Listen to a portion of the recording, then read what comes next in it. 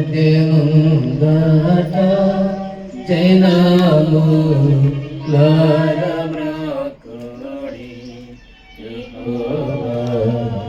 అదే ముందట జైనాము లారమ్రాకోడి యెహోవా దేవుడే సోమి సుది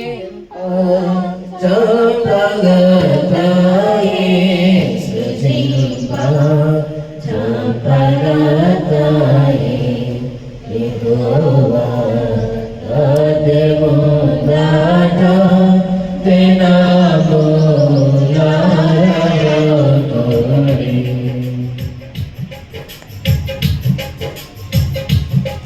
స్వశక్తి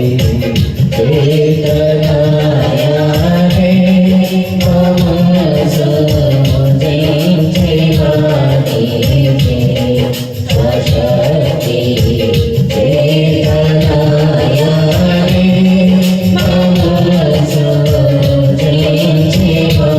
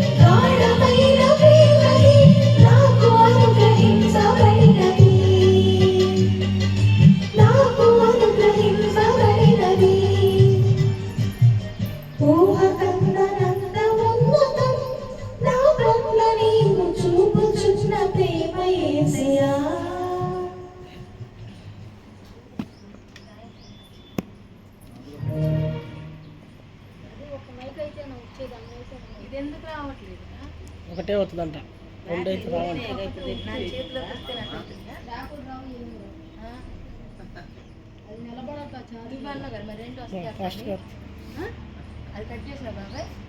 కట్ చేసి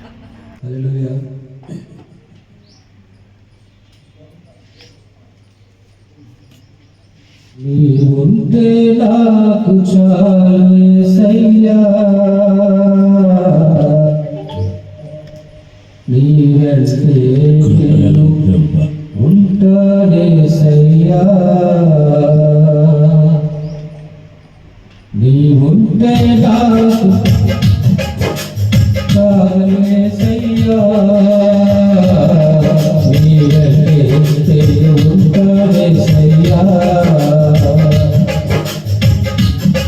నీ మాట చాలయ్యా, నీ చూపు చాలయ్యా, నీ తోడు చాలయ్యా, నీ నీడ చాలయ్యా, నీ మాట చాలయ్యా, నీ చూపు చాలయ్యా, నీ తోడు చాలయ్యా, నీ నీడ చాలయ్యా, నీవుంటే నాకు చాలు యేసయ్యా, నీడకే నేను ఉంటానేసయ్యా,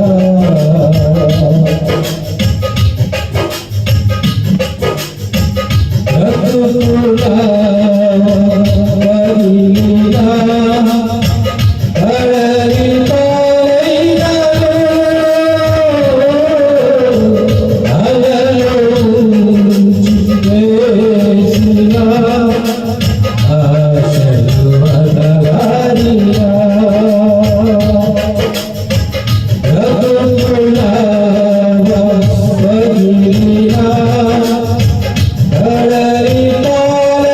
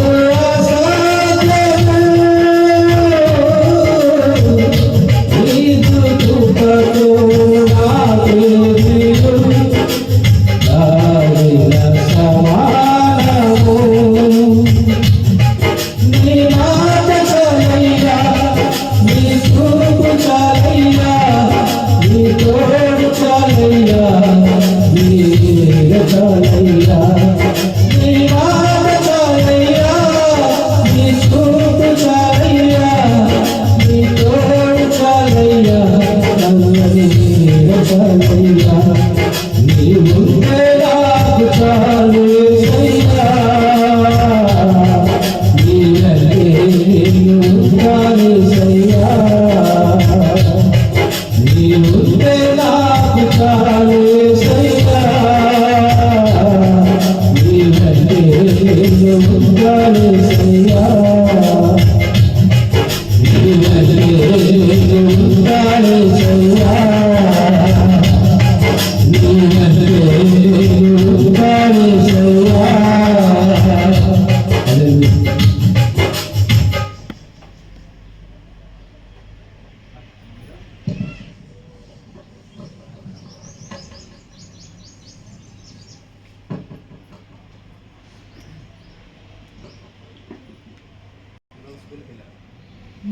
నేను నడవాలని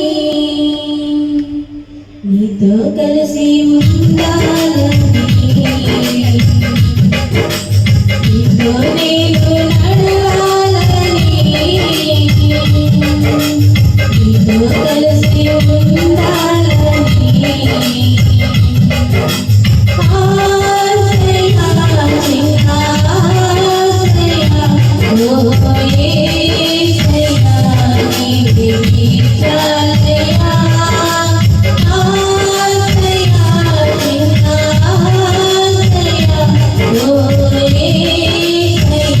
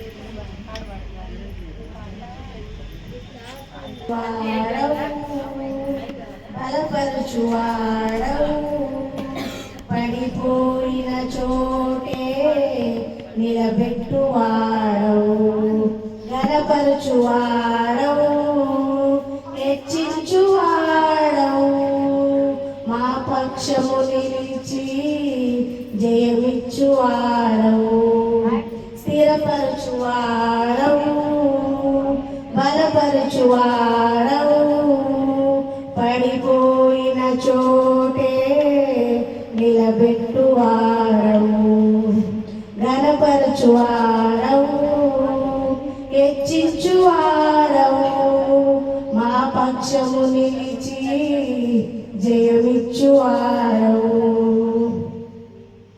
ఏమైనా చేయగలవు కథ మొత్తం మార్చగలవు నీ నామముకే మహిమంతా తెచ్చుకుందు ఏమైనా చేయగలవు కథ మొత్తం మార్చగలవు నీ నామముకే మహిమంతా తెచ్చుకుందు యేసయ్యా యేసయ్యా నీకే నీకే సాధ్యము యేసయ్యా యేసయ్యా నీకే నీకే సాధ్యము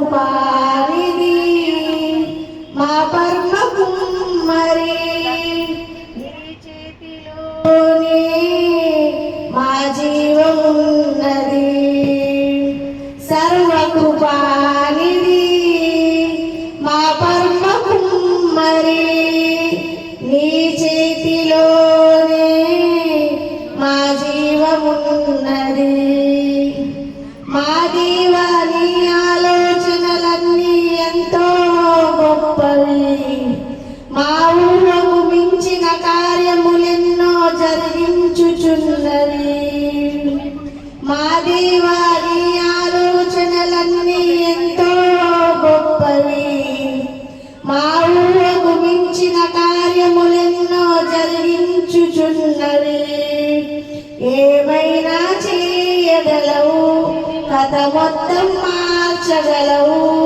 నీ నామముకి మహిమంతా తెచ్చుకుందు యేసయ్యా యేసయ్యా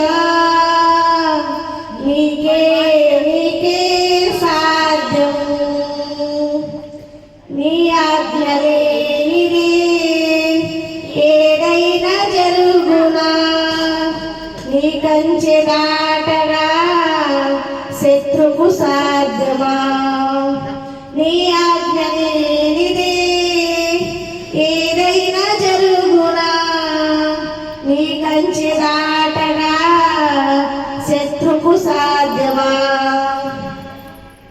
మా దేవా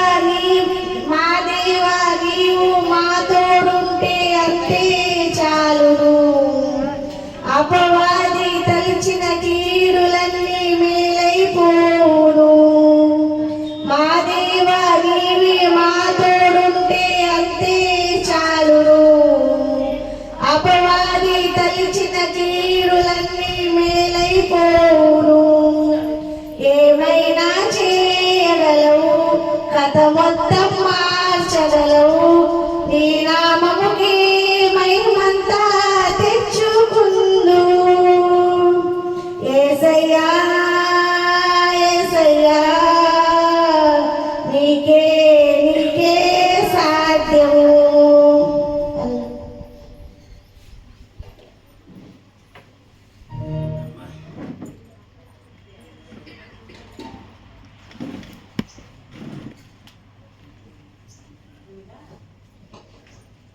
ప్రభునందు ప్రియమైన దేవుని సంగమా ప్రియులారా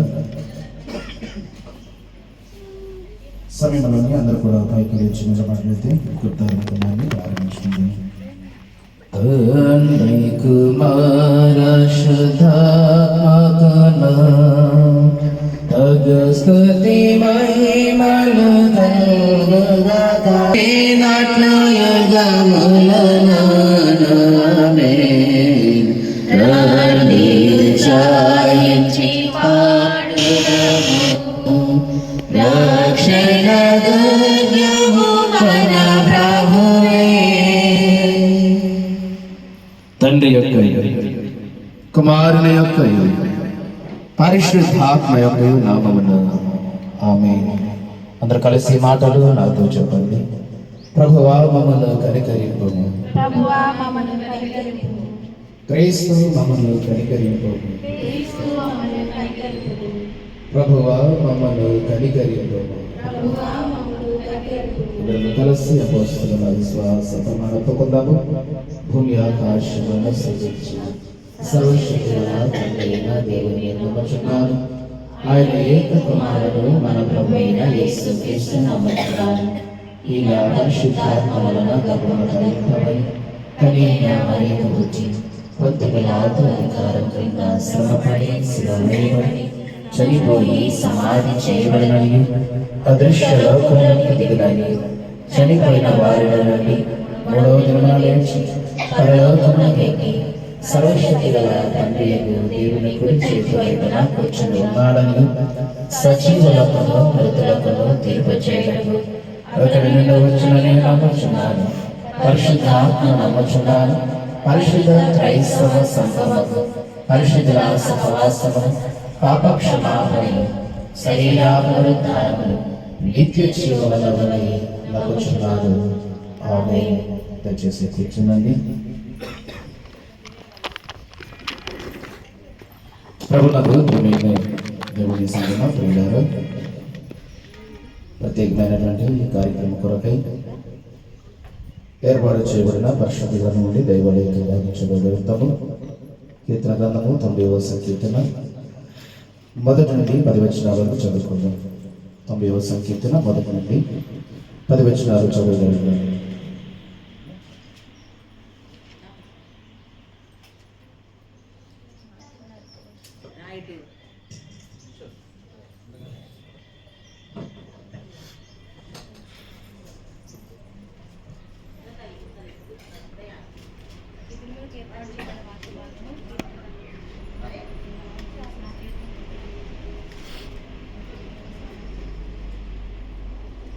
ఇది మనకు ఏర్పరచబడిన వాక్య భాగము కీర్తనలు 1 నుంచి 10 వరకు చదువుతున్నాం.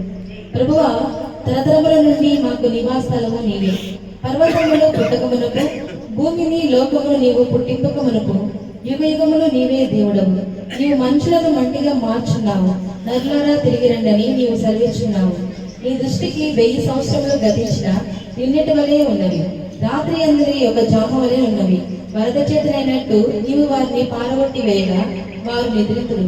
ప్రొద్దున వారు పచ్చగడ్డి వలె చిగురితులు. ప్రొద్దున అది మొలిచి చిగురించును. సాయంకాలమున అవి కోయబడి వాడబారును. నీ కోపం వలన మేము క్షీణించున్నాము. నీ ఉగ్రతను బట్టి దిగులు పడుచున్నాము. మా దోషములను నీవు నీ ఎదుట ఉంచుకొని ఉన్నావు. నీ ముఖకాంతిలో మా రహస్య పాపములు కనబడుచున్నవి. నీ ఉగ్రతను భరించుచునే మా దినములన్నీ గడిపితివి. నిట్టూర్పులు పిలిచినట్టు మా జీవిత కాలము జరుపుకుందాము. మా ఆయుష్కాలము 70 సంవత్సరములు, అధిక బలము 80 సంవత్సరములు అయినను వాటి వైభవము ఆయాసమే దుఃఖమే. అది త్వరగా గతించును. మేము ఎగిరిపోదము. దేవుని వాక్యం ఇంత పర్యంతము. దేవత భాషను దీవించి ఆశీర్వదించుగాక. ప్రభునాథ ప్రియమైన దేవుని సంగమ ప్రియులారా, మరొకసారి మీ అందరికీ కూడా మధ్యాహ్న కాల సమయంలో మన ప్రభువుల రక్షకుడైన యేసుక్రీస్తు వారి పరిశుద్ధ నామములో శుభాలు హృదయపూర్వకమైన వందనాలు చెల్లించుకుంటూ ఉన్నాము. ప్రత్యేకమైన ఈ ప్రార్థన సహవాసము ఏర్పాటు చేయడంలో ప్రాముఖ్యమైన ఉద్దేశము మన ప్రియులు దేవుని దాసురాలు ఆత్మీయ తల్లి గారైనటువంటి కొన్న ప్రభావతి గారు మరి లోకాన్ని విడిచిపెట్టి దేవుని యొక్క పిలుపు మేరకు, దేవుని యొక్క ఆహ్వానం మేరకు 2 సంవత్సరాల కాలాన్ని ముగించుకొని మరి వారి తల్లి గారు 3వ సంవత్సరంలోని లోకాన్ని, కుటుంబాన్ని వారిని విడిచి వెళ్ళినటువంటి ఈ రోజు జ్ఞాపకం చేసుకుంటూ మరి రీతిగా ప్రార్థన సహవాసం ఏర్పాటు చేయడం జరిగింది. 7 చక్కగా ఇంతవరకు కూడా మరి పాటల ద్వారా ఆరాధన ద్వారా దేవుడి నామాన్ని మహిమపరచున్నాము. కొద్ది నిమిషాలు చదువుకున్నటువంటి వాక్యభాగములు కొన్ని మాటలు మనం పరిశీలన చేద్దాం. మరి సమయం ఇప్పటికే 1:15-20 నిమిషాలు అవుతుంది. కొన్ని మాటలు క్లుప్తంగా మనం పరిశీలన చేసుకుందాం. దేవుడి వాక్యాలకు వెళ్ళే ముందు చిన్న ప్రార్థన చేసుకొని తలలోంచని ప్రార్థించుకుందాము. మహాపరిశుద్ధుడా, కృప కలిగిన మా తండ్రి, ప్రేమ నమ్మకము కలిగిన మా గొప్ప దేవ, మహోన్నతుడా మీకు వందనాలు నాయనా. ఇంతవరకు కూడా పాటల ద్వారా ఆరాధన ద్వారా మీ నామాన్ని మహిమపరచున్నాము తండ్రి. మరి మీ అవసరాలను మీరు పిలుచుకున్నటువంటి విషయాన్ని జ్ఞాపకం చేసుకుంటూ కుమార్తెలు కుటుంబ సభ్యులు కలిసి దాని ఈ జ్ఞాపకాలకు ప్రార్థన సహవాసంగా సిద్ధపరిచేందుగా తోడుగా ఉండండి. జరుగుతున్న ఈ కార్యమంతట్లో కూడా అయినా ఆది నుండి అంతం వరకు ఈ ఆత్మలను మధ్య వసింపజేస్తుంది. ప్రతి కార్యము కూడా మీ నామ మహిమార్థమై మరుగుచున్న సంఘానికి దీవెనకరంగా ఆశీర్వాదకరంగా మమ్మల్ని అందరూ కూడా మీ కృపలో జ్ఞాపకం చేసుకోమని మా ప్రభువు రక్షకులైన యేసుక్రీస్తు వారి పరిశుద్ధ నామమును బట్టి ప్రార్థించని వేడుకుంటున్నాము తండ్రి. ఆమేన్. ప్రభునందు ప్రియమైన దేవుని సంఘమా, ప్రియులారా, ప్రత్యేకమైనటువంటి ఈ సమయంలోనే చదువుకున్నటువంటి పాఠ్యభాగంలో కొన్ని ప్రాముఖ్యమైన మాటలను మనం పరిశీలన చేయగలిగితే, మానవ జీవిత కాలంలో మనిషి యొక్క జన్మము అలాగే మరణము, మనిషి పుట్టుక లేదా చావు. పుట్టుక అనేది ఎంత వాస్తవమో అలాగే ప్రతి మనిషికి మరణం అనేది కూడా అంతే వాస్తవం. ఎందుకంటే ఈ లోకానికి వచ్చిన ప్రతి మనిషి కూడా ఈ యాత్ర ముగించుకొని ఈ దేహాన్ని విడిచిపెట్టి ఏదో ఒక రోజు మనం వెళ్ళాలి. దేవుడే చెప్పాడు, మరులారా తిరిగి రండి అని. కానీ చాలా మంది సమాజం లేదా ప్రపంచ మేధావులు అనుకుంటున్నట్లు మనమందరం కూడా పుట్టుట గిట్టుట కొరకే అని ఒక సామెత ఉందండి. ఏంటంట? పుట్టుట గిట్టుట కొరకే. ప్రతి మనిషి అంటే పుట్టుట గిట్టుట కొరకంటే పుట్టిన ప్రతి మనిషి చావాలి, అంతేనా? దానికి ఏం లేదా, అంత ఒకటే సిస్టమ్ ఉంది, ఏం కంట్రోల్ చేసేది అర్థమైందా?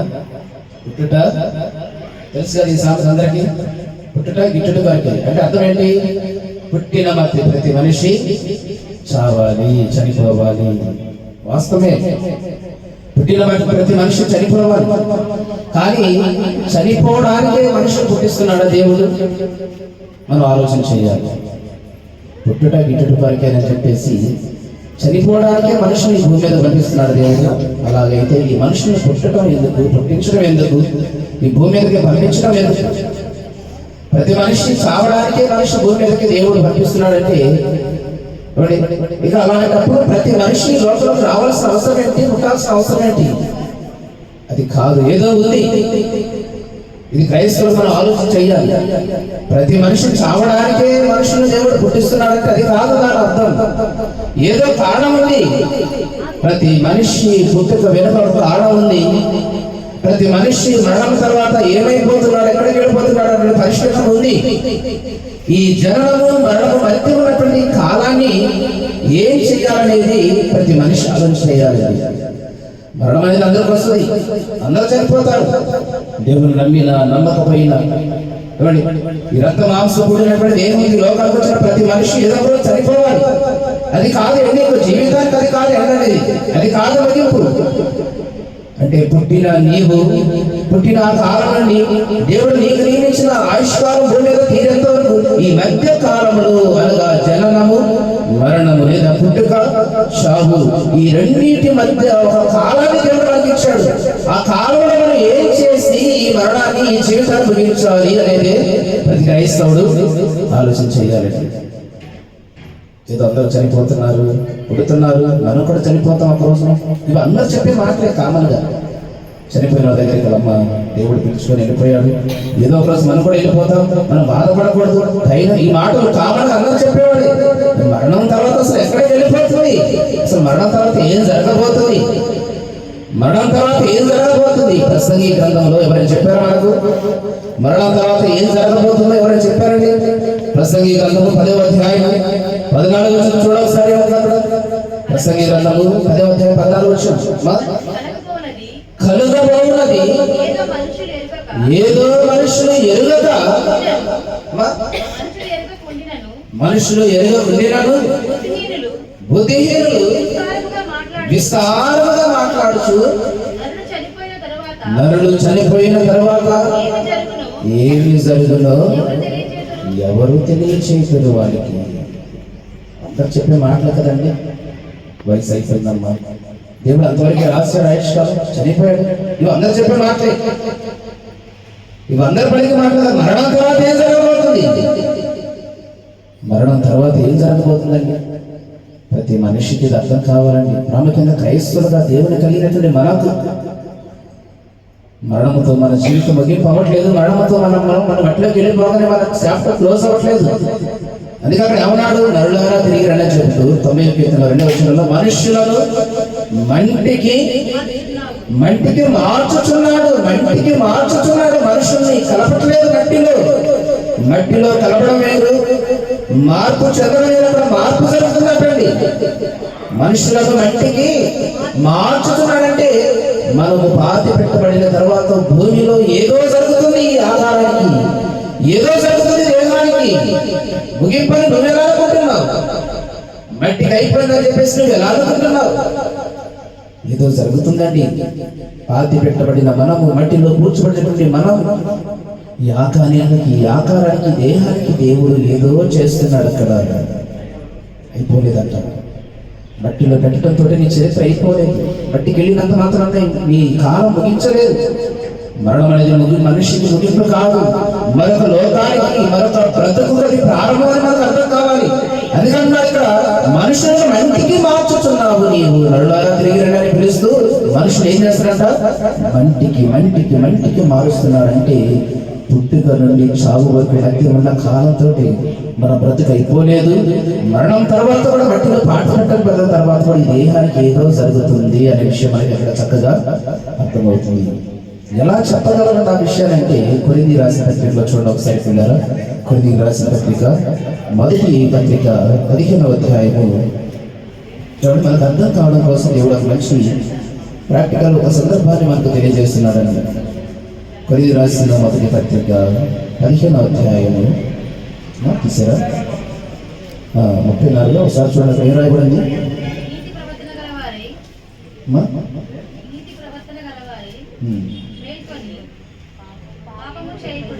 15వ అధ్యాయము 34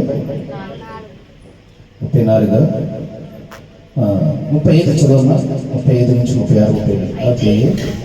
మృతులు ఎలాగైతే వారికి శరీరం మరియు బ్రతుకులు ఓ అవివేకి, నీవు విత్తినది చచ్చితేనే కానీ బ్రతికింపబడదు కదా.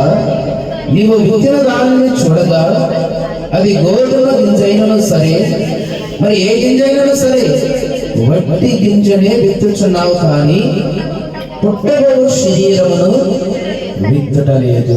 అర్థమైంది ఈ మాట మీకు? ఎలా వస్తుందండి? భూమిలో పాతి పెట్టబడిన దేహం, దానికి మరొక ఆకారం ఎలా వస్తుంది? మరొక శరీరం ఎలా వస్తుంది? అక్కడ లోపల ఏం జరుగుతుంది? మట్టికి అప్పగిస్తున్నా కదా, మట్టి అయిపోతుంది కదా. తర్వాత ఏం జరుగుతుంది ఆలోచన రావచ్చు. ప్రాక్టికల్ గా దేవుడు ఒక మంచి విషయాన్ని మనం చదువుతున్నాడు. ఓ వివేకి, బుద్ధిహీనుడా, తెలివి లేనివాడా, జ్ఞానం లేనివాడా, నీ ఒక విత్తనాన్ని భూమిలో విత్తినప్పుడు విత్తనాన్ని విత్తుతున్నాను తప్ప అది ఎలా పెరగాలో, ఎలా మొక్కగా మారాలో, ఎలా వృక్షంగా రావాలో, ఎలా ఆకులు రావాలో, ఎలా పూత, పిందెలు, కాయలు, ఫలాలు ఇవన్నీ రావాలో అనుకోని నువ్వు అవన్నీ సమకూర్చి విత్తుతున్నావా? ఒట్టి గింజలే కదా విత్తుతుంది భూమిలోని. మరి ఇవన్నీ ఎవరిస్తున్నారు? విత్తబడిన గింజకు ఈ ఆహారం అంతా ఎవరిస్తున్నారు? ఎవరు నువ్వు ఇస్తున్నావా? నువ్వే విత్తావు భూమిలో? ఏ విత్తావు? బట్టి గింజను మాత్రమే విత్తావు. మరి అది ఎంత గొప్ప వృక్షంగా ఏర్పడి దానికి అనేక రకాలైన ఆకులు, కొమ్మలు, పువ్వులు, ఫలాలు ఇవన్నీ ఎలా వచ్చాయి? దానికి ఎవరిచ్చారు? దానికి విత్తిన నీవు ఇచ్చావా? భూమిలో విత్తబడినటువంటి నీవు ఆ గింజ నీవు ఆధారం ఇచ్చావా? ఇవ్వలేదు కదా. నీ కళ్ళ ముందు నీవు విత్తిన గింజకి నీవు అనుకుని నీవు ఒక మంచి ఆకారము, మంచి ఫలాలతో నిండినటువంటి ఒక వృక్షంగా అది ఏర్పాటైతే మరి దేహం ఎవరిచ్చారు మనకి? ఎవరిచ్చారు దేహాన్ని? దేవుడే కదా. దేవుడిచ్చిన దేహానికి ఎవరి లోపల మారుస్తున్నాడు, ఒక మంచి మహిమ దేహంగా మారుస్తున్నాడు, మహిమ ఆధార కలిగినటువంటి దేహంగా మారుస్తున్నాడు. ఎలా మార్చబడుతుంది, ఎలా వస్తుందంటే అది నమ్మకపోతే అవివేకం అంటారు మీరు. ప్రాక్టికల్ అని కళ్ళ ముందే ఉంది కదా. విత్తనానికి ఎంత మంచి ఆకారం వచ్చింది, నువ్వు ఇవ్వకపోయినా మరి ఈ దేహము దేవుడు లేనప్పుడు దేవుడు దానికి ఆకారం ఇవ్వలేడా? అంటే కింద మాట్లాడుతున్నాడు ఎవరు? అయితే దేవుడే తన చిత్త ప్రకారం నీవు విత్తిన దానికి శరీరం విత్తనము ఒకటి మాత్రమే విత్తుచున్నావు, వట్టి గింజలు విత్తుచున్నావు. దానికి ఆకారం అంతా ఎవరిచ్చారట? దేవుడే ఇచ్చాడు. అలాగే తన దేహముతో కొనబడిన, తన రక్తంతో కొనబడినటువంటి ఈ దేహము ఆత్మ నుండి వేరైపోయిన తర్వాత భూమిలో పాత పెట్టబడినటువంటి దేహానికి ఒక మంచి ఆకారం, చక్కని ఆకారాన్ని దేవుడు అక్కడ ఏర్పాటు చేస్తున్నాడు. అందుకే మంటికి ఏం చేస్తున్నాడు? కలుపుతున్నాడు, మారుస్తున్నాడు. మార్పు జరుగుతుంది అక్కడ దేహానికి. ఎప్పటి వరకు మార్పు? యేసుక్రీస్తు వారు రెండవసారి భూమి మీదకి కోటాను కోట్ల మంది దేవదూతలతో ఈ భూమి మీదకి వచ్చేంత వరకు దేహంలో ఆకారము మార్పు జరుగుతుంది, ప్రణాళిక జరుగుతుంది, పరివర్తన జరుగుతుంది. ఆయన వచ్చినప్పుడు మార్చబడినటువంటి దేహంలో అందరూ ఎక్కడికి వస్తారు? బయటికి వస్తారు. కడబోన శబ్ద వినగానే బయటికి వచ్చిన తరువాత నువ్వు పరలోకానికి వెళ్ళాలా, పాతాళానికి వెళ్ళాలా? ఏమండి, ఆయన వచ్చిన తర్వాత జరిగే ప్రక్రియ. మరణమతో భూమిలో పాతి పెట్టబడి కానీ మనందరూ కూడా పరలోకానికి వెళ్ళిపోం. ఆయన భూమి మీదకి రావాలి. నీతిమంతులను అనీతిమంతులను గొల్లవాడు ఎలాగైతే గొర్రెలను మేకలను వేరు చేసినట్లుగా ఆయన కూడా ఏం చేస్తాడు? నీతిమంతులను అనీతిమంతులను, దుష్టులను పాపులను వేరు చేసి నీతిమంతులను వేరు చేసి నీతిమంతులు ఇదిగో మీ కొరకు సిద్ధపరచబడిన రాజ్యము తండ్రికి అప్పగిస్తాడు. పాపులను, దుర్మార్గులను, దుష్టులను, మారు మనసు లేకుండా ఈ లోకంలో గడిపి శాశ్వతంగా జీవించి వారందరూ కూడా అపవాదికి మన దూతలంతా సిద్ధపరచబడినా పాతాళంలోకి వెళ్ళిపోతారు. మనిషికి మరణం ముగింపు కాదు. మరణం తర్వాత మరణము మరొక బ్రతుకు ప్రారంభం, మరొక లోకానికి ప్రయాణం. మరణం అనేది మరొక లోకానికి ప్రయాణం అన్నది. అందుకే ఎప్పుడు అంటారుగా, మీరు యాత్రికులను పరదేశులై ఉన్నారు, మీరు ఎక్కడ వచ్చారో ఆ మార్గం మీకు తెలియాలి. అది మరచిపోయారనుకోండి, మీరు వెళ్ళవలసిన దేశానికి, మీరు వెళ్ళవలసిన లోకానికి మీరు వెళ్ళడానికి ఇబ్బంది పడతారు. అది మరచిపోకూడదు అన్నాడు. మీరు ఎక్కడ వచ్చారో అది మరచిపోదు అన్నాడు.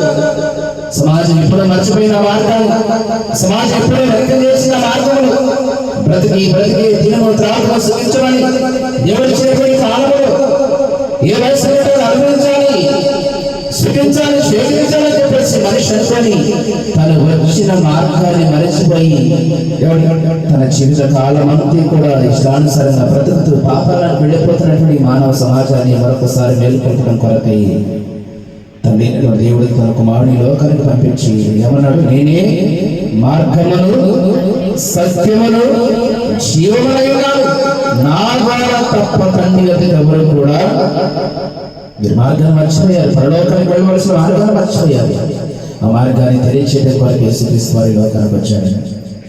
అందుకే ఈ రెండింటి మధ్య ఉన్నటువంటి జీవిత కాలంలో మనం ఏం చేస్తున్నామనే విషయం మనకు అర్థం కావాలి. ఎందుకంటే ఏదో ఒక రోజు, ఏదో ఒక సమయం, ఏదో ఒక కాలంలో ఈ దేహం ఆత్మ నుండి వేరైపోతుంది.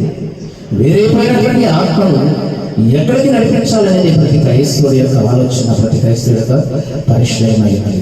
ఎందుకంటే షార్ట్ టైం మనకి ఇచ్చిన కాలం చాలా తక్కువ అండి.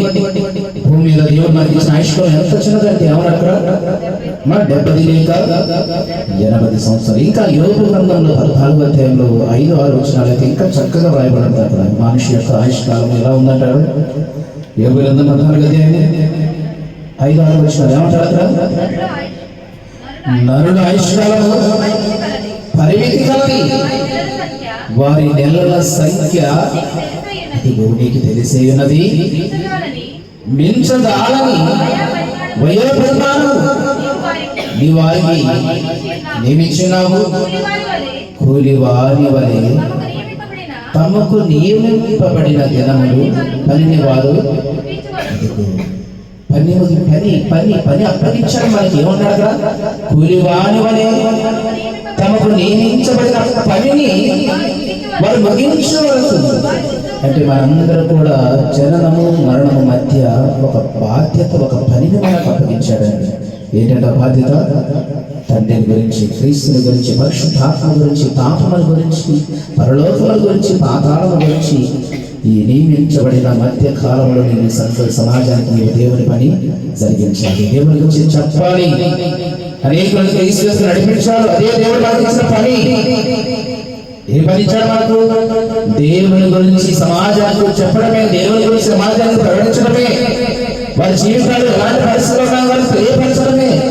పాతాళం అంటే ఏంటో, పరలోకం అంటే ఏంటో, పాపం అంటే ఏంటో, ఎవరు ముక్తి పొందాలి, ఈ పని నువ్వు జరిగించాలన్నాడు. ఎప్పుడైనా నీకు నియమించబడిన ఆయుష్కాలం తీరులోపు ఈ పని నీవు జరిగించి ఎక్కడికి వెళ్ళాలి? మళ్ళా ఎక్కడి నుండి వచ్చావో ఆ లోకానికి వెళ్ళిపోవాలి. ఈ మధ్య కాలం ఈ పని నువ్వు ముగించాలంట, ముగించాలి. తిరిగి ఈ రెండింటి మధ్య జననము మరణము, ఈ రెండింటి మధ్య ఉన్న కాలంలో నువ్వు చేయవలసిన పని ఏంటంట? దేవుని గురించి సమాజానికి చెప్పి మరణ నువ్వు ఏ లోకంలో వచ్చావు, మళ్ళా లోకానికి తిరిగి వెళ్ళే దానికి కావలసినటువంటి భక్తిని భూమి మీద మనం సంపాదించుకోవాలి. అలాంటి మరణము దేవుని దృష్టికి విలువైనది అన్నాడు. యెహోవా భక్తుల మరణం ఆయన దృష్టికి విలువైనది. పని చేసిన వాడికి జీతం. జీతం ఎవరికి ఇస్తారు? కంపెనీలోకి వెళ్ళి మనం పని చేస్తేనే జీతం ఇస్తారా? ఉదయం 10 గంటలకు వెళ్ళి సాయంత్రం 5 గంటల వరకు. రైతుకు పొలంలోకి వెళ్ళి మనం పని చేస్తేనే జీతం ఇస్తారా?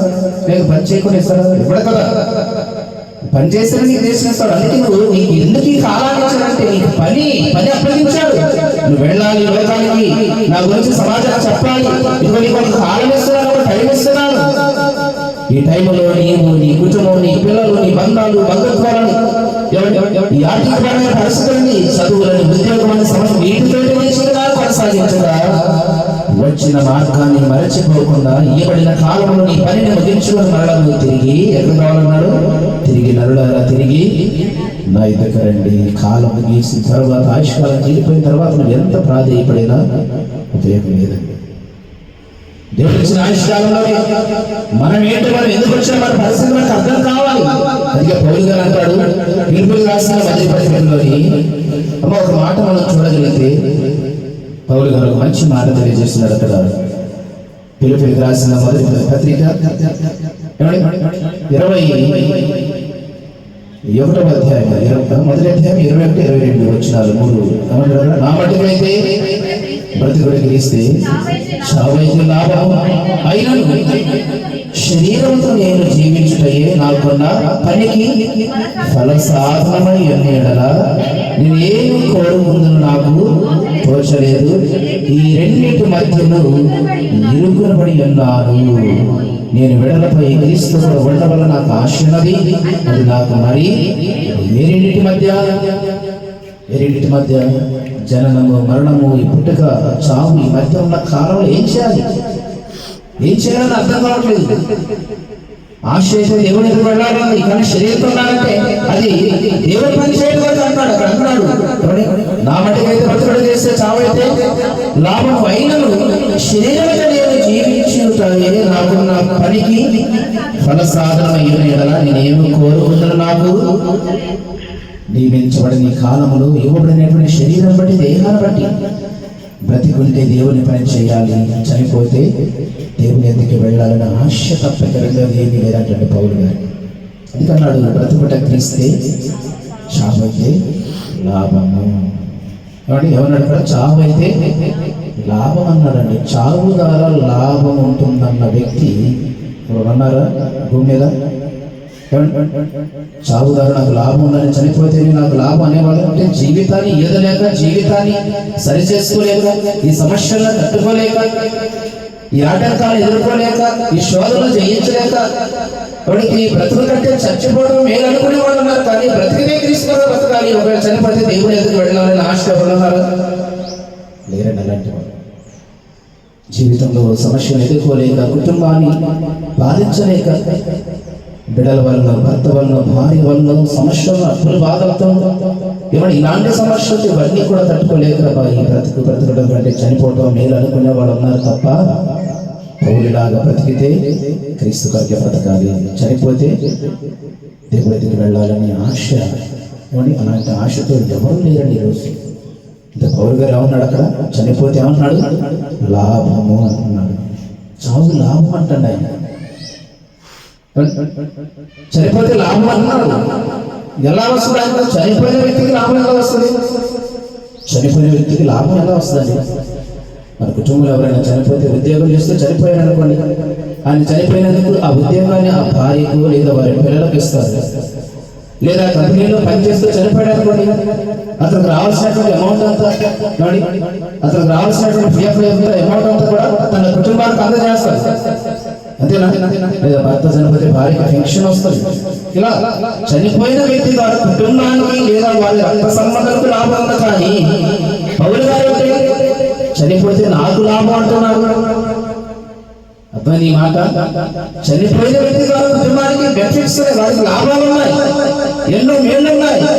ప్రభుత్వం ద్వారానో, వారు చేస్తున్న కంపెనీ ద్వారానో, లేదా చేస్తున్న వారి ఉద్యోగము, వారి పిల్లలకు, వారి భార్యకు లేదా వారి కుటుంబ సభ్యులకు ఎంతో కొంత ఆర్థిక సహాయం వస్తుంది, ఉద్యోగం ఇస్తారు. ఇలాంటి కార్యక్రమాలు ఎన్నో జరుగుతుంటాయి.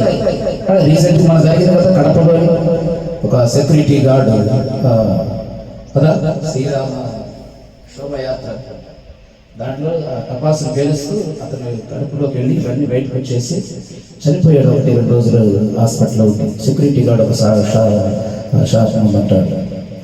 అతను చనిపోయినందుకు అక్కడ ఉన్నటువంటి ఎమ్మెల్యే లేదా అక్కడ ఉన్నటువంటి అధికారులు వారి భార్యకు ఉద్యోగం ఇచ్చారు, కొంత ఆర్థిక సహాయం చేశారు కదా. ఇవన్నీ మనం చూస్తుంటాం సమాజంలో.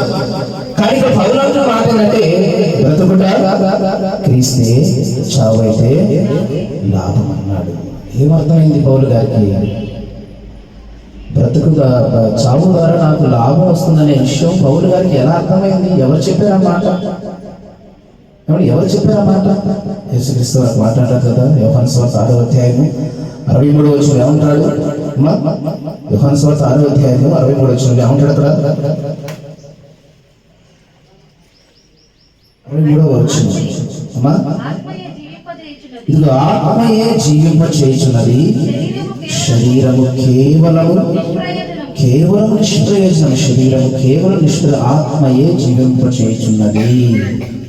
శరీరము కేవలం నిష్ప్రయోజనమైనటువంటి శరీరం ఏదో ఒక రోజు విడిచిపెట్టుకోద్ది, ఏదో ఒక రోజు వెళ్ళిపోద్ది.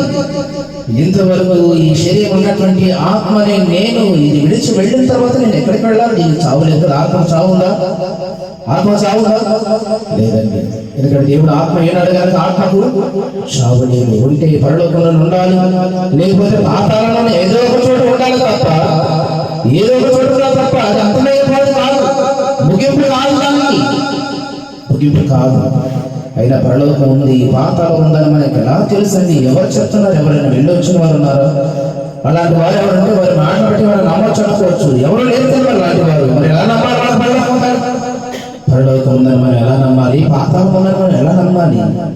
ఇప్పుడు మనందరం కూడా ఒక విషయం అర్థం కావాలంటే, మనమందరం కూడా తల్లి గర్భం నుండి భూమి మీదకి దేహాన్ని ధరించుకొని రాకముందు అందరం కూడా మనమందరం కూడా భూమి మీదకి రాకముందు తల్లి గర్భంలో పెంటమనై ఉండి భూమి మీదకి ఆహారాన్ని ధరించుకొని మనకు రాకముందు ఇక్కడ ఒక లోకం ఉంటుందని, ఇక్కడ భూమి ఉంటుందని, ఇక్కడ సూర్యుడు ఉంటాడని, ఇది ఒక ప్రపంచం అని, ఇది ఒక లోకం అని ఎవరు చెప్పారు మనకు?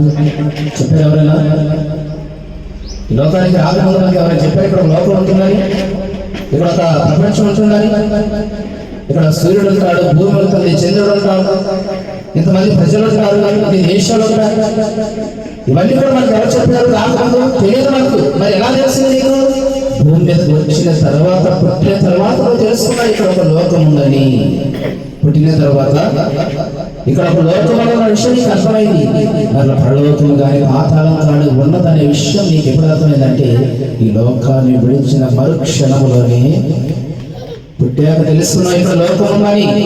మరణిస్తే తెలుస్తుంది నీకు మరొక లోకం ఉందనే విషయం. అప్పటి వరకు అర్థం కాదు మనకి, అప్పటి వరకు తెలియదండి. అప్పటి అప్పటివరకు తెలియదు.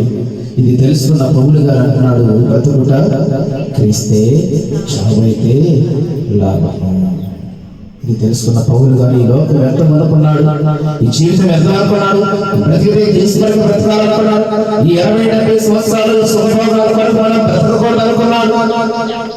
ఈ కొద్ది కాలం మనం దేవుడి కొరకు పనిచేస్తే, దేవుడి కొరకు కష్టపడితే ఎప్పటికీ మరణమైనటువంటి లోకానికి మనం వెళతామన్న విషయం ఆయనకు అర్థమైంది. కనుకనే అర్థమైన పౌలు గారు ఏమన్నాడని సమస్తాన్ని కూడా నష్టపరుచుకున్నాడు. ఈ లోకంలో తనకి ఏదైతే లాభకరం అనుకున్నాడో, ఏదైతే మేలుకరం అనుకున్నాడో, ఇవన్నీ కూడా పౌలు గారు దేవుడి కొరకు పరలోక కొరకు ఇవన్నీ కూడా నష్టపరుచుకున్నాడు. పరలోక కొరకు ఇవన్నీ కూడా ఆయన ఏం చేశాడు? విడిచిపెట్టడానికి ప్రయత్నం చేశాడండి. అలా ప్రయత్నం చేసి అవన్నీ కూడా నష్టపరుచుకొని అవన్నీ కూడా విడిచిపెట్టుకొని ఆ జీవిత పరమాత్మ అర్థమైనటువంటి పౌలు గారు చివరికి ఒక మాట చదువుకొని గురించి ఒక మంచి మాట చెబుతాడండి. అదే పిలుపులకు రాసిన పత్రికలోని పిలుపులకు రాసిన పత్రికలోని ఒక మంచి మాట చెబుతూ, ఇవన్నీ అర్థమైన పౌలు గారు ఒక మంచి మాట చెబుతూ 7వ వచనంలో ఏమంటాడు? లాభకరం అన్నాడు కదా, ఏది నష్టపరుచుకున్నాడు కదా. 7వ వచనంలో 3వ అధ్యాయం 7వ వచనం ఏమన్నాడు? అయినలు ఏవేవి నాకు లాభకరములై ఉండెనో వాటిని క్రీస్తు నిమిత్తము నష్టముగా ఎంచుకుంటుని, భూమి మీద ఏదైతే నాకు లాభాలు కొన్నాడు అవన్నీ కూడా మరణం తర్వాత పరలోకాన్ని సంపాదించుకోవడం కొరకై అవన్నీ కూడా నష్టపరుచుకొని ఎలాగైనా ఈ జీవితం ముగించేలోపు దేవుని పని జరిగించి, దేవుని కొరకు మనం కష్టపడి సువార్తను ప్రకటించి ఎలాగైనా జీవితం ముగించేటప్పుడు దేవుని పని జరిగించి సువార్తను ప్రకటించి కొంతమందినైనా దేవునికి నడిపించి మరణము తర్వాత యేసుక్రీస్తు వారు ఎలాగైతే 3వ దినాన తిరిగి లేచి మృత్యుంజయుడై మరణాన్ని జయించి తండ్రి గొప్ప ఆశీర్వాదంలో కూర్చొని పరలోకానికి వెళ్ళిపోయాడు, అలాంటి పునరుద్ధానం నాకు రావాలి, అలాంటి లోకం నాకు రావాలి, అలాగని క్రీస్తు నేను ఉండాలని భూమి మీద తను జీవించిన కాలంలో సమస్తాన్ని కూడా నష్టపరుచుకొని ఏమంటాడు చూడండి, మంచి మాట చూద్దా కూడా 10వ వచనం, ఏ విధము చేతనైనను మృతులలో నుండి నాకు పునరుద్ధానం కలగవలనని ఆయన మరణ విషయములలో సహానుభావం కలవడనై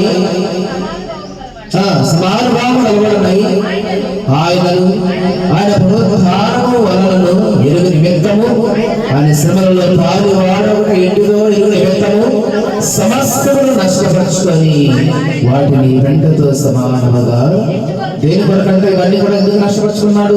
యేసుక్రీస్తు లాంటి పునరుద్ధానం తనకు కూడా రావాలి, యేసుక్రీస్తు లాంటి పునరుద్ధానం తనకు కూడా రావాలి. ఆయన వచ్చినప్పుడు ఆయన కూడా సమాజంలో తిరిగి రావాలి. దాని కొరకు భూమి మీద తనకు ఏదైతే లాభాలనుకుంటున్నాడు అవన్నీ కూడా ఏం చేస్తున్నాడు? పునరుద్ధాన నిమిత్తమై వదిలేసుకుంటున్నాడు, నష్టపరుచుకుంటున్నాడు. ఎందుకంటే ఇదంతా కూడా వ్యర్థం అనుకున్నాడు, అశాస్త్రం అనుకున్నాడు. ఇది అర్థమైన పౌలు గారు అందుకే అన్నాడండి, బ్రతుకుట క్రీస్తే, చావైతే లాభం. ఆ లాభం కొరకు ఆయన భూమి మీద సమస్తాన్ని నష్టపరుచుకుంటున్నాడు. మనకు అర్థం కాలేదు కనుకనే చిన్న చిన్న విషయాలకి కొట్టులాటలు, చిన్న చిన్న విషయాలకు అన్నదమ్ముల మధ్య, అక్కాచెల్లెల మధ్య, కుటుంబాల మధ్య ఈ బంధుత్వాలను విడిచిపెట్టి ఏమంటున్నారు మనకు? ఇదే బ్రతుకు అనేది మనకు అర్థమైన తర్వాత ఈ బ్రతుకు తర్వాత మనకు లోకం ఉన్న విషయం మనకు అర్థం కాలేదు.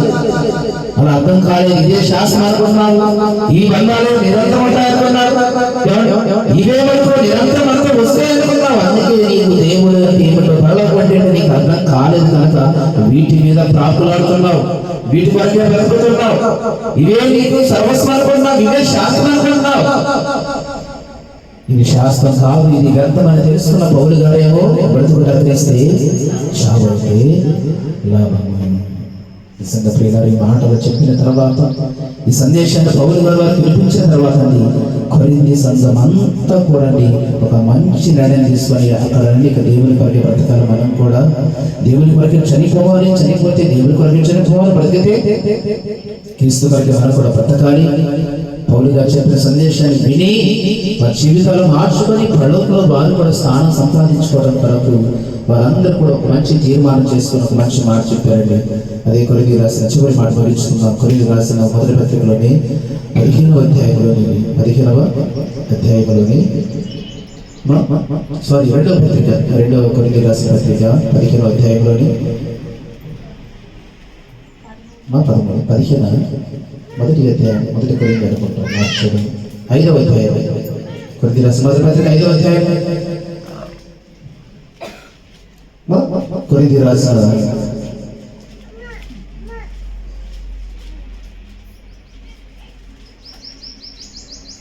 5వ అధ్యాయం, 2వ కొరింథీ 5వ అధ్యాయం 15వ వచనం. కొరింథీయులకు రాసిన 2వ పత్రిక 5వ అధ్యాయం 15వ వచనం. చివరిగా పౌలు గారు ఈ మాటలు చెప్పిన తర్వాత ఈ మాటలు విన్నటువంటి వారందరూ కూడా ఎవరి కొరకు బ్రతకాలనుకున్నారట? మాట చూడట్లేదు. మరి జీవించే వారికి మీదట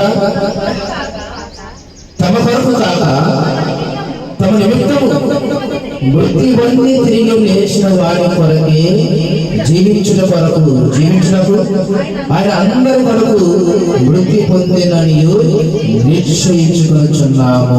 ఇక మీదట మేము ఎవరి కొరకు జీవించాలనుకుంటున్నాము? క్రీస్తు కొరకే, మనందరి కొరకే మృతి పొంది తిరిగి లేచిన కొరకే. ఇక నుండి ఈ రోజు నుండి మేము కూడా మంచి తీర్మానం చేసుకున్నాం. పౌలు గారు ఇచ్చిన సందేశాన్ని బట్టి, పౌలు గారు చెప్పిన మాటను బట్టి మేము కూడా మంచి తీర్మానం చేస్తున్నాం. కొరింథీ సంఘం అంటున్నాడు, ఏం తీర్మానం చేస్తున్నారట? ఇక నుండి ఈ రోజు నుండి ఇక మీదట మేము కూడా బ్రతికితే క్రీస్తు కొరకే బ్రతుకుతాం. ఎందుకంటే ఈ బ్రతుకును చాలించిన తర్వాత, ఈ మరణం తర్వాత పరలోకములు నిత్య జీవము, మరణం లేనటువంటి లోకము, అంతం లేనటువంటి లోకము దేవుడు మనకు సిద్ధపరచాడు కనుక దాని కొరకు మనం ప్రయాసాలు, దాని కొరకు మనం బ్రతకాలి. ఈ షార్ట్ టైంలో, ఈ చిన్న కాలంలో, ఈ చిన్న జీవితంలో మనకు అది అర్థమైతే ప్రియులుగా క్రైస్తవులకు మనం ఎలా జీవించాలో మనం నేర్చుకోవచ్చు, అనేకులకు నేర్పించవచ్చు. ఈ సంఘం మంచి నిర్ణయం తీసుకుంది. ఏమన్నాడు? జీవించేవారికి మీదట తమ కొరకు కాక తమ నిమిత్తం మృతి పొంది తిరిగి లేచిన వారి కొరకే జీవించకు ఆయన అందరి కొరకు మృతి పొందినని నిశ్చయించుకొనుచున్నాము. మా జీవితము, మా సువార్త, మా బ్రతుకు, మా కుటుంబము, మా పిల్లలు ఇక నుండి ఈ రోజు ఇక నుండి మేము దేవుని కొరకు బ్రతుకుతాం, దేవుని కొరకు జీవిస్తాం, పరిచర్య కొరకు ఉంటాము, సేవ కొరకు జీవిస్తాం, దేవుని పని జరిగిస్తాం. దేవుని పని జరిగించి దేవుడు ఉన్న లోకానికి మేము కూడా వెళతాము. పరలోకం ఖచ్చితంగా ఉంది. మరణము మనిషి ముగింపు కాదు. మరణం తర్వాత మరణం అనేది మనకు లోకానికి ప్రయాణం కనుక ప్రియులారా, మనం కుటుంబంలో ఎవరైతే కోల్పోయామో, ఎవరైతే పోగొట్టుకున్నామో వారందరినీ మరలా చూసే ధన్యత, చూసే అవకాశం దేవుడు మనకు అనుగ్రహించాడు. అన్నాడు కదా, ఒక కాలము సిద్ధపరచిన, ఒక కాలము ఉన్నది. ఆ కాలమున సమాధిలో ఉన్న వారందరూ బయటకు వస్తారు. కీడు చేసిన వారు, మేలు చేసిన వారు ఎక్కడికి వెళ్తారు? కీడు చేసిన వారు ఎక్కడికి వెళ్తారు? ఇవన్నీ కూడా జీవ పునరుద్ధారణ. ఈ వాస్తవాలు మనకు అర్థమైతే, ఈ మాటలు మనకు అర్థమైతే ప్రియులారా, ఇక నుంచి మన బ్రతుకు, మన జీవనము, మన విధానం దేవుని కొరకు బ్రతుకుతూ ఎప్పుడు వెళ్ళిపోతాము ఈ లోకాన్ని విడిచి తెలియదు. ఎప్పుడు ఈ లోకాన్ని విడిచి వెళ్ళిపోతామో తెలియదు. వయసుతో ప్రమేయం లేదు, వ్యాధితో ప్రయాణం లేదు.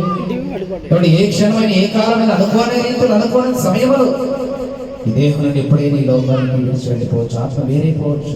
వెళ్ళిపోతే కానీ ఎంత మొరపెట్టినా, ఎంతగా ఏడ్చిన ఉపయోగం లేదండి. అంటే దీపం ఉండగానే, పెద్దలు అంటారు కదా, దీపం ఉండగానే ఇల్లు, ఈ దేహంలో ఈ ఆత్మ ఉండగానే నువ్వు వెళ్ళవలసిన మార్గాన్ని సెట్ చేసుకుంటే, నువ్వు ఏర్పాటు చేసుకుంటే, మరణమ తర్వాత సమాధానము, నెమ్మది పొందే స్థలానికి మనం అందరం కూడా చేరుతామండి. ఈ మాటలు మనకి వినిపించడం వరకే మరి ప్రభావతి గారు, తల్లి గారు 2 సంవత్సరాల కాలాన్ని, ఈ లోకాన్ని, కుటుంబాన్ని వారు విడిచి వెళ్ళినప్పటికీ మరి వారి కుమార్తెల ద్వారా వారి తల్లి గారిని జ్ఞాపకం చేసుకుంటారు. ఇదిగో వారి తల్లి గారి యొక్క మరణము ద్వారా మనకు ఇన్ని విలువైన మాటలు, మనల్ని సిద్ధపరిచే మాటలు, మనల్ని ఆలోచింపచేసే మాటలు, మరణం కొరకు మనలను మనం సంసిద్ధం చేసుకునేటువంటి మాటలు వారి ద్వారా మనకి వినిపిస్తున్నారు. విన్నటువంటి మాటలు వ్యర్థంగా చేయక ప్రియులారా, మన జీవితాన్ని, మన బ్రతుకును ఆలోచన చేసుకొని మనం కూడా వెళ్ళిపోతాం. ప్రభావతి గారు వెళ్ళిన స్థలానికి మనం కూడా వెళ్ళిపోతాం. వాడిన మార్గంలో మనం కూడా వెళ్ళిపోతాం. అయితే మనం వెళుతున్న మార్గము ఏ మార్గము, ఏ మార్గం అనేది మనకు అర్థం కావాలి. అది పాతాళానికి నడిపించే మార్గమా, పరలోకానికి నడిపించే మార్గమా?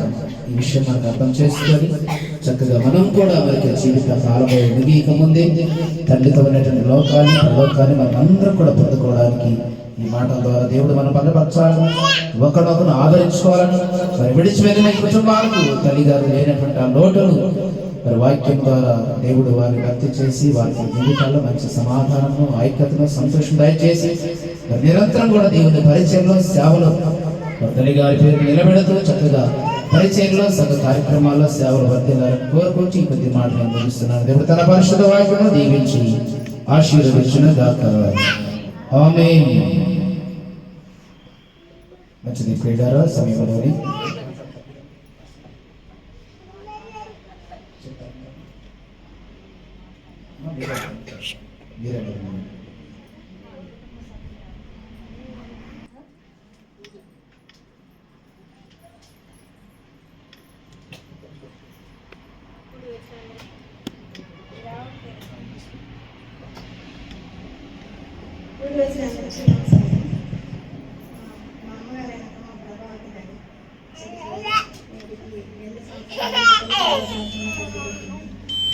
మా అమ్మగారు నేర్పించే సంస్కారం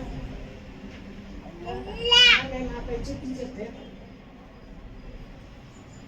ఇప్పటికీ కూడా నేను మర్చిపోలేకపోతాను. మా అమ్మగారు ఏం బట్టి మాకు తెలుసు, కాకపోతే ఆమె ప్రతి సంవత్సరం గుర్తు చేసుకోండి. ఇలాగా ప్రార్థన పెట్టుకుని దేవునికి కృతజ్ఞతాస్తుతులు చెల్లించుకుని మా అమ్మగారు నేర్పించిన సంస్కారం మా మేమందరం కలిసికట్టుగా ఉండడానికి, ఐక్యమత్యంగా ఉండడానికి మా అమ్మ నేర్పించిన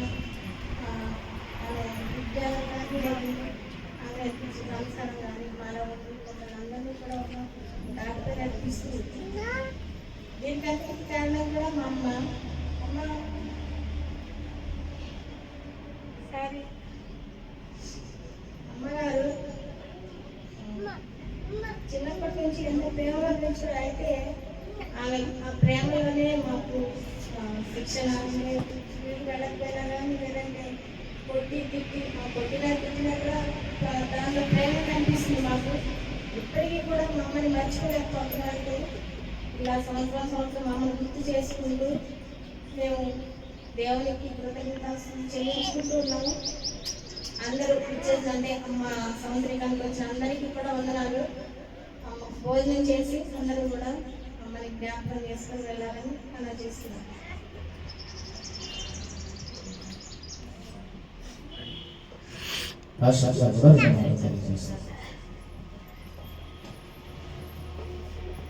అందరికీ వందనాలు.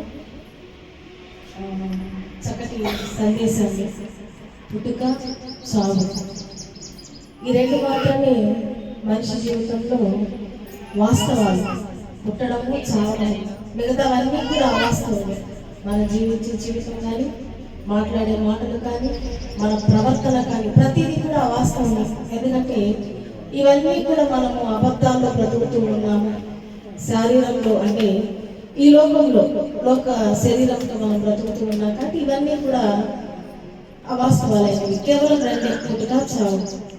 దీనిని ఎవరు కూడా గుర్తించలేము, గమనించుకోలేము. పుట్టుకైనా కొన్నిసార్లు కొన్ని సందర్భాల్లో గర్భవతులు ఎవరైనా హాస్పిటల్కి వెళ్తే ఒకరోజు అటు ఇటుగానో లేకపోతే ఒక వారం అటు ఇటుగానో పుట్టే విషయాన్ని కన్ఫర్మ్ చేయొచ్చు, చెప్పొచ్చు.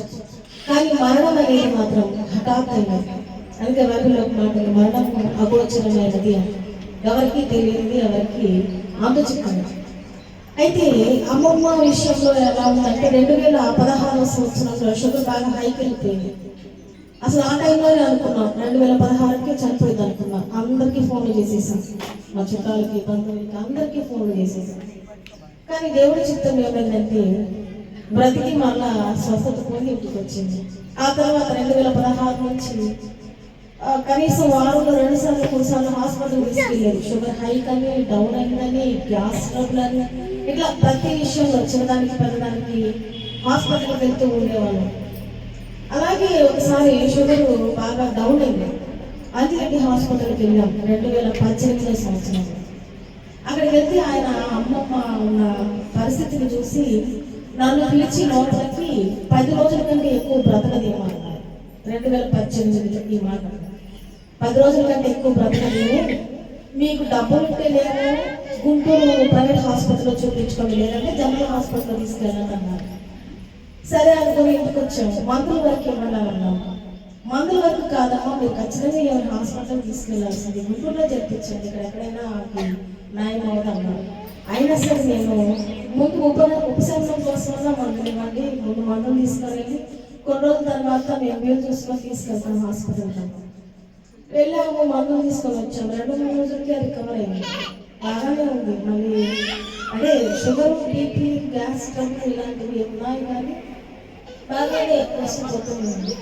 కరెక్ట్గా 2023 జనవరి 26వ తారీఖున ఇలాగే ఉదయం పూట 2 ప్లేట్లు ఇడ్లీ తిన్నారు. ఇంకా ఇది బాగా ఆయాసపడుతున్నారు, శ్వాస తీసుకోవడానికి కూడా ఇబ్బంది అవుతుంది. మేమేంటంటే కొన్ని సమయాల్లో ఏమవుతుందంటే ఏ ప్రాబ్లం లేకపోయినా ఊరికే వెళ్ళి డాక్టర్ కలవాలన్న ఆలోచన కూడా ఉంది నాకు, ఏదో అవ్వకపోతుంది అన్న భ్రమ.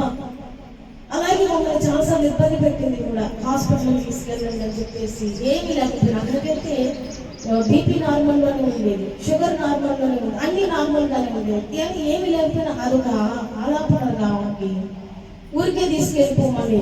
అలాగే మేము అనుకుంటున్నాం, ఎందుకు ఇట్లా చేస్తుంది, హాస్పిటల్కి తీసుకెళ్ళడానికి ఏమన్నా ఇట్లా చేస్తుందేమో అనుకున్నాం.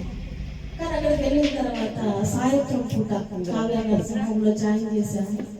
జాయిన్ చేసిన తర్వాత డాక్టర్ గారు చూశారు. నేను అప్పుడే చెప్పాను కదమ్మా, ఏజ్ ఎక్కువ అయిపోయింది, షుగర్ ఉంది, బీపీ ఉంది, ప్రాబ్లమ్స్ ఉన్నాయి కదా, దానివల్ల వాళ్ళు అయిపోయింది అన్న. బ్లడ్ చాలా తక్కువ ఉంది, బ్లడ్ తీసుకొచ్చి వాళ్ళు బ్లడ్ పెట్టి ట్రీట్మెంట్ చేద్దాము. 26వ తారీఖున కావ్య నర్సింహంలో జాయిన్ చేశాము.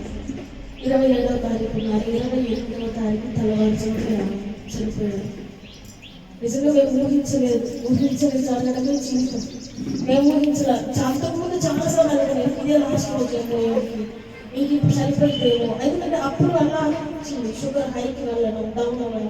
ఆ టైంలో అనుకున్నాం ఇంక ఈ రోజు అందరికి ఫోన్లు చేసుకోవడం కూడా.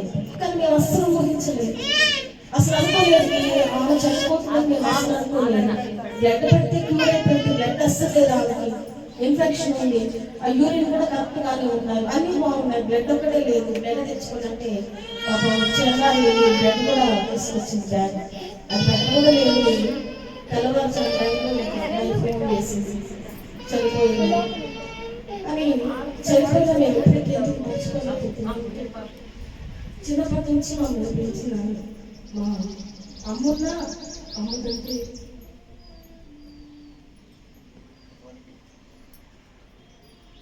అమ్మకంటే ఎక్కువగా పెంచింది, మమ్మల్ని చదివించింది.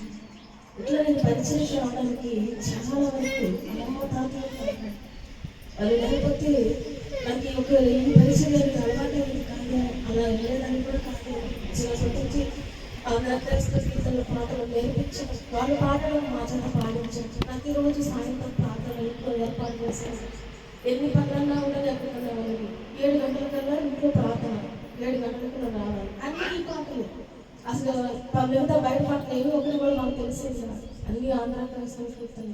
తాతయ్య అమ్మమ్మ ఇద్దరు కూర్చొని తాతయ్య దగ్గర గుమ్మట ఉంటుంది, అలా ఆయన కొట్టడం, అమ్మమ్మ పాటలు పాట. అలాగా చిన్నప్పటి నుంచి ఎప్పుడు కూడా నాన్న అంత ఉద్యోగం చేశారు. అంటే మేము అమ్మమ్మ తాతయ్య అని ఎప్పుడు పిలవలేదు, నాన్న అమ్మని పిలిచేవాళ్ళు. నాన్నంత ఉద్యోగం చేశారు, మీరేనమ్మా ఏమి వెనకేసుకోలేదు సార్ అంటే నా చేయి ఎప్పుడు ఎలా ఉంటారమ్మా, నేను ఎప్పుడు పెట్టేదాన్ని కాదు. చాలామంది చెప్పారు, మీ ఇంట్లో చాలామంది ఒకప్పుడు భోజనం చేసేవాళ్ళు, ఎప్పుడు వండిన వంటలు వండుతున్నారు, ఎంతో మంది మీ ఇంటికి వచ్చేవాళ్ళు, ఏదో ఒకటి పెట్టి లేదా ఏదో ఒకటి ఇచ్చి పంపించేవాళ్ళు. వాళ్ళు ఈ రోజున అదే అవంత ఆయుష్ కలిగి జీవించడానికి కారణం మరి అన్న అంత గట్టిగా అయిపోయినప్పుడు కూడా మరి ఈ రోజున ఇలా జ్ఞాపకం చేసుకోవడం, మరి అక్కడ జ్ఞాపకార్థకులు స్థానిక భాషగా రావడం, సంఘ పెద్దలు, సంఘ స్త్రీలు, పిసిసి మందాసకేరు గారు రావడం మాకు చాలా సంతోషంగా ఉంది. రోజున వారందరికీ కూడా భోజనాలు ఏర్పాటు చేసాం. అందరూ తిని మా కుటుంబాన్ని ఆశీర్వదించవలసిందిగా మీ అందరికీ మనం చేసుకుంటున్నాం. థ్యాంక్స్.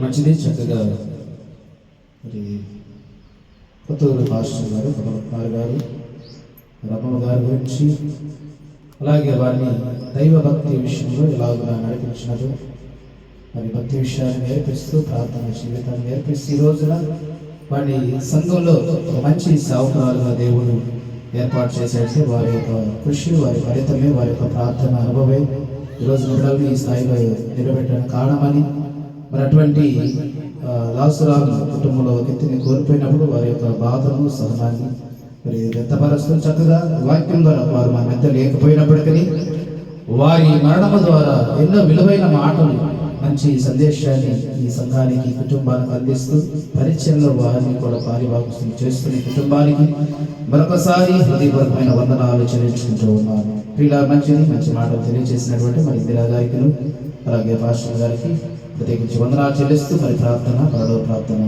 దైవాశీర్తో అందరూ కూడా సెలవు తీసుకున్నాం. ప్రార్థించుకున్నాం. త్వరలో వచ్చింది. మహాపరిశుద్ధుడా, కృప కలిగిన మా తండ్రి, ప్రేమ కలిగిన మా దేవ, బహుమతుగా మీకున్న నామం చెల్లిస్తున్నాము నాయనా. మధ్యాహ్న కాల సమయంలో ప్రియుల దేవుని ఆశ్రమం తండ్రి కొమ్మ ప్రభావతి గారిని ఆయన మీరు పెంచుకున్న విషయాన్ని జ్ఞాపకం చేసుకుంటూ 3వ సంవత్సరముగా కుమార్తెలు మనవళ్ళు మనవరాళ్ళు కలిసి చక్కగా నాయన వారి యొక్క జ్ఞాపకాలను గుర్తు చేసుకుంటూ సంఘంలో తెలియపరుస్తూ తండ్రి ఆయన మంచి కార్యక్రమాన్ని సిద్ధపరిచినందుకు మీకు వందనాలు చెల్లించుకుంటూ ఉన్నాను. ఇంతవరకు కూడా నైనా పాటల ద్వారా ఆరాధన ద్వారా వాక్యం ద్వారా మీ నామాన్ని మహిమపరచుకున్నాం. ఉన్నటువంటి మాటల విడల హృదయాలు మీరు ఫలింపచేయండి. పౌరువని కొరింది సంఘమవని ఒక మంచి నిర్ణయాన్ని కలిగి తండ్రి ప్రతి కూడా క్రీస్తే చావైతే లాభమని నేను ప్రతి మనిషికి చనిపోయిన తర్వాత చనిపోయిన వ్యక్తి నుండి కుటుంబానికి లాభం ఉంది, కానీ చనిపోయిన వ్యక్తికి లాభం ఏంటి అన్నప్పుడు నాయన జననము మరణము ఈ మధ్య ఉన్నటువంటి కాలాన్ని దేవుని పనిని జరిగించి తన యాత్రను వగించినప్పుడు నాయన ఆ చావు వారికి లాభం అని మీరు సెలవిస్తున్నారు. కనుక నాయన మేమందరం కూడా అటు లాభాన్ని పొందుకునే విధంగా ఇవ్వబడినటువంటి కాలంలో ఈ పనిని జరిగించి పరిచర్య ధర్మాన్ని నెరవేర్చి కుటుంబాలను దైవవంతులనైనా పెంచినాయి. మేమందరం కూడా నాయన ఉన్నతమైన రాజ్యాన్ని పొందుకునే భాగ్యం అనుగ్రహించండి. విన్న ప్రతి మాట వెడల హృదయాల ఫలింపచేయండి. సంఘాన్ని మీరు దీవించండి. చేరి వచ్చిన ప్రతి ఒక్కరు కూడా నాయన పేరు పేరు వరుసను జ్ఞాపకం చేసుకుంది. ప్రాముఖ్యంగా తండ్రి మరి విడిచి వెళ్ళి కుటుంబంలో నాయన వారు లేనప్పటికీ నీ కూడా తండ్రి మరి వాక్యము ద్వారా వాడిని నాయన మీరు నెమ్మదిని మీరు అనుగ్రహించి వాక్యం ద్వారా వారిని బలపరచి కుటుంబానికి తండ్రిగా దేవుడిగా సమస్తము మీరే నాయన మరి భవిష్యత్తు యొక్క వారి కొరకు మీరు దాచబడిన ప్రతి కార్యం కూడా ప్రతి మేలు కూడా ప్రతి ఉద్దేశం కూడా వారి పట్ల దీవెనకరంగా మార్చి నమ్మకంగమని ఈ మధ్యాహ్న కాల దీవెనతో మమ్మల్ని అందరూ కూడా వేస్తారు తప్పగించుకుంటుంది. మా ప్రభువు రక్షకుడైన యేసుక్రీస్తు వారి పరిశుద్ధ నామమును బట్టి ప్రార్థించడం వేడుకుంటున్నాము తండ్రి. పరలోకమందున్న మా తండ్రి, మీ నామము పరిశుద్ధపరచబడునుగాక, మీ రాజ్యం వచ్చుగాక, మీ చిత్తము పరలోకమందు నెరవేర్చినట్లు భూమి నెరవేరునుగాక. బాడుగిన ఆహారం నిర్మదాయించి మడలు ప్రాణం చేసిన క్షమించిన ప్రకారం ప్రాణం క్షమించు. శోధనలకు తీగ దర్శనము తప్పించు.